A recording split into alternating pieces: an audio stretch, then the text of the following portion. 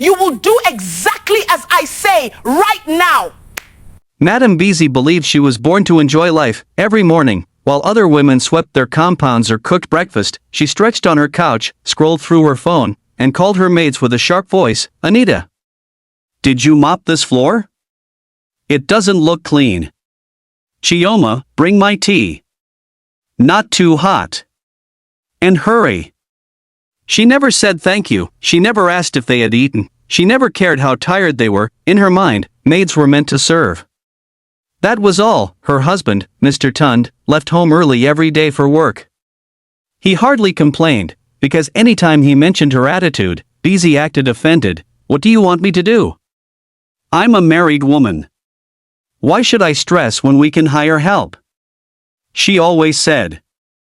And so, the cycle continued. A new maid would come. Within 2 weeks, she would leave in tears. Neighbors knew the pattern too well. Sometimes they would hear shouting from her compound. Other times they saw a maid storm out with her small bag, wiping her eyes, promising never to return. But Madame Bisi never changed. One sunny afternoon, her current maid, Martha, decided she had had enough. She walked into the sitting room with her small box. Madam, I'm leaving. I cannot stay here again. Bisi didn't even raise her head from her phone, dropped the key on the table. Martha hesitated. Madam, you owe me for this week. Bisi looked up slowly, gave her a cold stare, and said, Did you work for the whole week? Today is only Wednesday. Leave my house. Martha walked out quietly, tears in her eyes. The gate closed behind her. Inside the compound, everything became silent again. But instead of being bothered, Bisi relaxed back into her couch and yawned. I will find another one tomorrow. She said it the same way she might say, I'll buy bread later. That night, the house felt too quiet. No footsteps. No clattering of plates. No movement in the kitchen. For the first time in a long while, Madame Bisi went to sleep in an empty house. But she didn't worry. She didn't know that something was already shifting around her. She didn't know that the next maid who would walk into her home would not be like the others. She didn't know that this time, the maid would not be coming to work, she would be coming for her. Morning came quietly. Madame Bisi woke up, stretched, and walked to the kitchen expecting breakfast to be ready, then remembered she had no maid. She hissed and picked up her phone. She dialed 2 different agents who normally supplied her maids, but both of them said the same thing. Madam, no girl wan come your place again. Dem talk say you day too harsh. She scoffed. People are dramatic. Me? Harsh? Please find someone for me. Madam, we go try. Hours passed, no one called back. By afternoon, her kitchen was still dirty, her laundry basket was overflowing. And her sitting room looked scattered. She refused to touch anything. She simply sat down and waited. Around 4 p.m., her gate made a soft sound. Pock pock, she frowned. Who was that? No one answered. She walked to the window and looked out. A young girl stood at the gate, quiet, still, and strangely calm. She looked no older than 22. Her face carried no smile, no fear, nothing, just calmness. Bisi opened the door slightly. Yes? Who are you looking for? The girl bowed her head lightly. My name is Adora. I came to work. Bisi blinked, confused. Who sent you? Which agent? No one sent me. I heard you needed help. Her voice was gentle, steady, something felt unusual. But Bisi was too relieved to care. You can cook? Yes. You can clean? Yes. You work fast? Yes, Ma. The answers were smooth, without hesitation. Bisi smiled for the first time that day. Good. Come inside. Adora stepped in slowly, her eyes scanning the compound, not with curiosity, but with a quiet awareness, as if she had seen the place before. Bisi didn't notice. She was already giving orders. Start with the kitchen. Then sweep the sitting room. After that, iron my clothes. Adora nodded once and went inside. Within minutes, the house changed, plates were washed, surfaces were clean, the air smelled fresher. Bisi watched her with satisfaction. Finally, somebody that knows work. But the neighbors who saw Adora entering whispered among themselves, that woman don't get new maid? Chai. Hope this one will survive. Something about that girl looks different. By evening, Adeora had finished all her tasks and stood quietly near the dining table. Madam, is there anything else? Bisi waved her hand. No. Go and rest. Adeora nodded and walked toward the room Bisi assigned to her, but halfway through the corridor, she stopped. Her eyes drifted toward a family portrait on the wall. She stared at Bisi's face in the photograph for a long time. Longer than necessary. Then, very softly, she whispered something under her breath. Words too quiet for anyone to hear. When she finally entered her room and closed the door, the light in the corridor flickered twice, and for the first time in many years, Madame Bisi felt something she had never felt in her own house, a tiny shiver, like someone had just stepped into her life with a purpose she did not yet understand. By the next morning, Adeora had settled into the house as though she had lived there for years. When Bisi woke up, her breakfast was already on the dining table: hot tea, fried eggs, and toasted bread. The floors were shining. The bathrooms were clean. Her laundry was already soaking. She smiled with deep satisfaction. Finally, someone serious. But as she sat down to eat, she noticed something strange. Her favorite gold bracelet, one she never removed, was missing. She frowned lightly. Maybe I moved it myself. She pushed the thought away and ate her breakfast. Throughout the day, Adeora worked quietly. She didn't complain.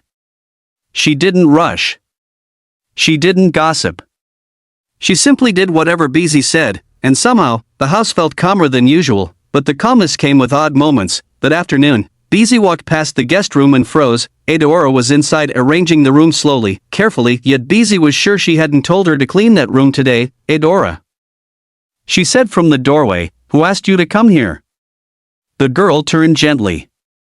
Her face carried that same calm expression. I thought the place needed attention. Bisi wanted to snap, but something in the girl's quiet stare made her hold herself. Well, fine. Continue. She walked away quickly. Later in the evening, while Bisi was on the phone gossiping with a friend, she heard footsteps in the corridor. Heavy footsteps, like someone wearing boots. She dropped the call and listened. The sound stopped. Adeora? She called. No response. She opened her door and checked the passage. Adeora was at the far end, wiping the wall with a rag. Did you walk here just now? Bisi asked. The girl paused. No, madam. I've been here for a while.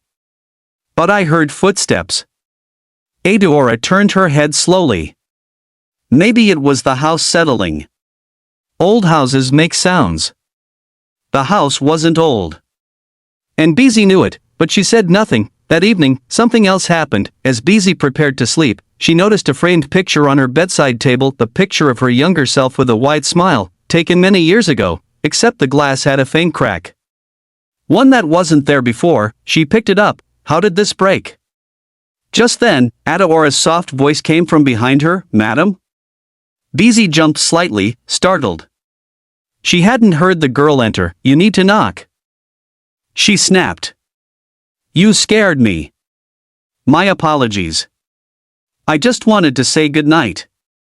Bisi looked at her closely. The room felt colder. A chill ran down her arm. Good night, she said quickly. Adeora nodded and stepped out, closing the door softly. The light flickered again, just as it had the night she arrived. Bisi swallowed hard. For the first time, she felt uncomfortable in her own room. Something was shifting, something she couldn't explain, something she didn't want to believe. And in the maid's small room at the end of the corridor, Adeora sat on her bed. Hands folded on her lap, eyes open in the darkness. She wasn't resting, she was waiting, because her real reason for entering this house had not yet begun. The next 2 days were uneasy for Bisi. The house looked perfect, but she couldn't shake the strange feeling that followed her everywhere. Little things kept going missing, nothing expensive, nothing dramatic, just familiar objects she saw every day. A hairpin she used every morning, a scarf she always left on her bed, a small kitchen spoon she liked using. None of them were valuable, but their disappearance unsettled her. Each time she asked Adeora, the girl simply replied, I did not touch them, madam. Her calmness made it hard to argue. On the third night, the quiet in the house grew heavier. Even the air felt different.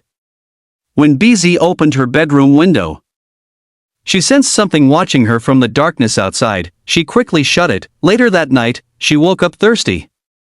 As she stepped into the corridor, she heard someone humming softly, a slow, quiet tune she didn't recognize. It was coming from the guest room. Bisi's heart pounded. She moved closer. The door was slightly open. She pushed it gently. Inside, Eudora stood with her back turned, facing the old family portrait Bisi kept there, one taken years ago, long before she married Mr. Tund. Eudora wasn't cleaning. She wasn't arranging anything. She was simply staring at the photograph. Eudora, Bisi whispered, her voice shaky. "What are you doing here by this time?" Eudora turned slowly. Her face was calm, as always. "Too calm. This room holds stories," she said softly. Bisi stepped back. "I didn't tell you to clean here." "I know." Their eyes met, one filled with fear, the other with something unreadable. "Eudora, do we know each other?" Bisi asked suddenly, without knowing why she asked. Eudora lowered her gaze. "We should." "But you forgot." A cold shiver spread through Bisi's body. "Forgot what?" Eudora walked toward her, not in a threatening way, but with a deliberate slowness that made Bisi tremble. "My mother worked for your parents many years ago," she said. "Do you remember a woman named Urenma?" The name hit Bisi like a slap. Her breath caught. Urenma, the maid her parents fired suddenly, the woman who was accused of stealing, but later found innocent. The woman whose life fell apart after that incident, the woman who had a small daughter, a daughter Bisi used to mock, a daughter she slapped one day, out of childish arrogance, telling her she was born to serve people. Bisi felt her throat tighten. You're that girl?" she whispered. Eudora nodded once. "My mother never recovered from how she was treated. She died believing she was worthless. I carried that memory with me all these years." She took another step closer. "When I heard you still treated maids the same way, I knew it was time to return what you gave." Bisi shook her head quickly. "I was young. I didn't know better." "But you grew up," Eudora replied gently. "And nothing changed." Silence filled the room, not loud, not violent, just heavy. Eudora stretched her hand forward. In her palm were the small missing items: hairpin, scarf, spoon, the gold bracelet. "I didn't take these to punish you. I took them so you would remember that your actions touch people deeply. Even when you forget." Her voice softened even more. "Madam Bisi, I didn't come to destroy you. I only came to hold a mirror." Tears filled Bisi's eyes, tears she had never allowed herself to shed in front of any maid. "I'm sorry," she whispered. Eudora nodded. "That is all I wanted to hear." She placed the items gently into Bisi's hands and stepped back. "Tomorrow morning, I will leave. But I hope you will treat the next girl differently." Bisi covered her face with her palms, ashamed, shaken, humbled. By sunrise, Edora's room was empty. Her bag was gone. The door was open.